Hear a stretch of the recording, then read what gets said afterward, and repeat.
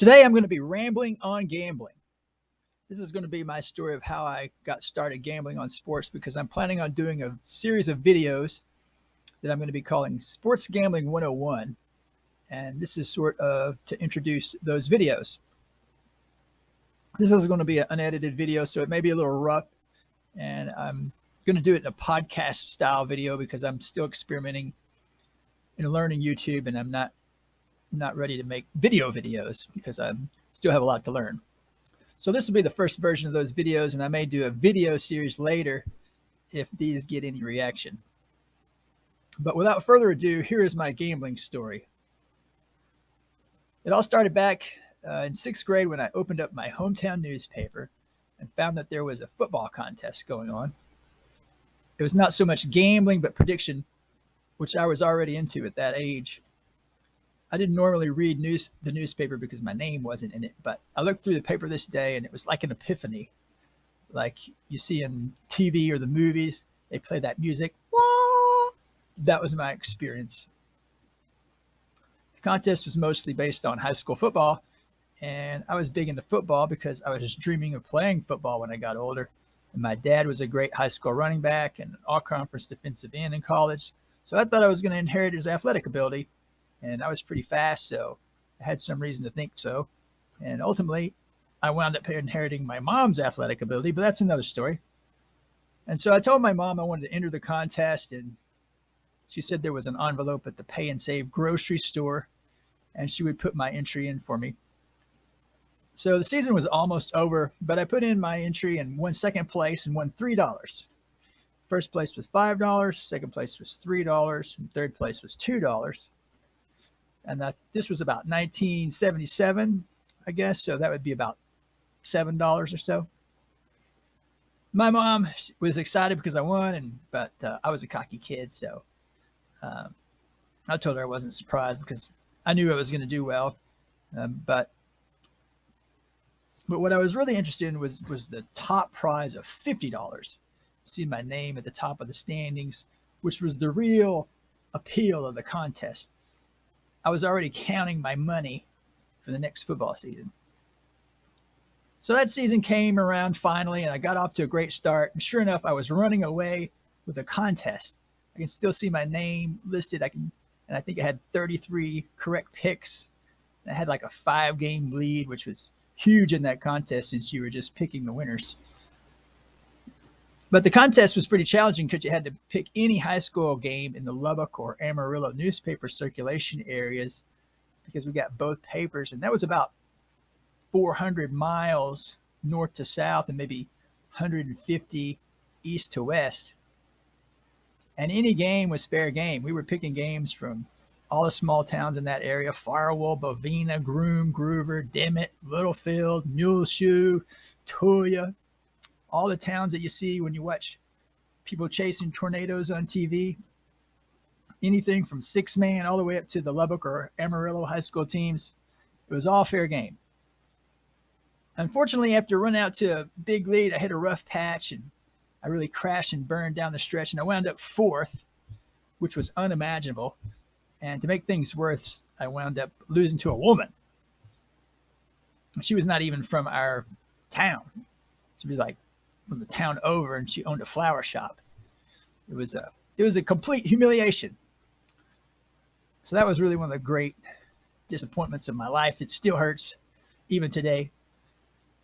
I love that contest, and I can still feel the excitement of growing up, opening up the paper and looking over the games to pick for the week. And I'd put in all my entries, but I could never seem to win it. I always finished like 4th. The high school football coach he would always win it, and he would even pick against his own team, and that would get you fired today. But those were more laid back times, so people understood that he had a contest to win. So they gave him a break, I guess. But I was a pretty good handicapper back in those days, but I was still pretty naive about a lot of things. So maybe that was the reason I could never quite take it down. I was also a huge baseball fan growing up and subscribed to the Sporting News with my own money. And That was basically the internet back in those days. And I read the Bill James Baseball Abstract. So I developed a index of games and situations to pull from in my head, and that's basically still the way that I handicap today. And from evaluating teams and players in the same basic way. Not much has really changed, and those same basic concepts still work. Anyhow, I went off to college and was not involved in prediction any longer, but majored in journalism, and I became a sports writer for a couple of years. And I was back to picking games again, predicting every game in the circulation area, which is what all Texas newspapers did back in those days. And it was a pretty big deal. Everybody would check to see how the local team was predicted to fare. And there was a real competition between the sports writers to see who would come out on top. And I was always the best at my paper at doing that. And my fellow sports writers, they couldn't believe that I could remember the score of every single game played for the entire year for every team. But they didn't realize that that was what I was using for the basis for my pick. So it was etched into my brain. They weren't picking their predictions nearly as seriously. And of course, that applies to gambling as well. I think I'm a better gambler than most people because just because of the thought process that I have is a lot more intense than other people. So anyway, I realized quickly that I wasn't going to get anywhere as a sports writer. So I quit that and decided to become a basketball coach. And ironically, I completely lost interest in sports as a sports writer because I was always working nights and I couldn't follow sports the way I like to follow them. And because I was working all the time and I couldn't do the kind of deep dive on every sport I followed. So I wasn't interested in just being a casual observer of sports. I really got obsessed into sports, and that was really what I liked about it. So now I'm a teacher and I'm not even following sports anymore. But I still had some residual knowledge about teams, and I was following a little bit what was going on with the Texas college teams. And I happened to open up the newspaper and see the line for the Baylor and Texas A&M game. And A&M was favored by only 3.5 points. And this was like the best line I'd ever seen. And I was dying to bet it, but I couldn't do it. I even got on the phone and tried to call Las Vegas, but nothing was going to work. So I had covered that game with Baylor and Texas A&M a couple years before that. And Baylor had come to Waco and really just bulldozed Baylor as a underdog. And Baylor had a pretty good team that year. They had a lot of talent. They were ranked. I think they were ranked as high as 8 early in the year. But down the stretch, they faded really bad. And A&M was opposite. They had switched to Bucky Richardson playing quarterback full-time over a guy that was more highly recruited that they were always trying to get to start. And they were really coming on strong at the end of the season. And so they really handled Baylor pretty easily. And then now it's 2 years later, and A&M was a better team than they were that particular year, and it was Richardson's senior year, and Baylor wasn't nearly as good as they had been that particular year because they really had a lot of talent on that team. And so this was mid-1990s, I guess, and there was I guess there were ways to bet back in those days offshore, but I didn't really have a clue about that sort of thing because gambling was never really on my radar. So that game winds up going about it like I expected, and I think A&M won 34-13 or something like that. Then later in the year, there was another crazy line that was put out. With SMU was a 17-point underdog to TCU. So TCU had a 4-year starter at running back and quarterback, and they were pretty good for TCU, but I didn't think that they were a whole lot better than SMU at the time. And SMU had a 4-year quarterback, 4-year starter named Ramon Flanagan, and I thought he was a pretty good player.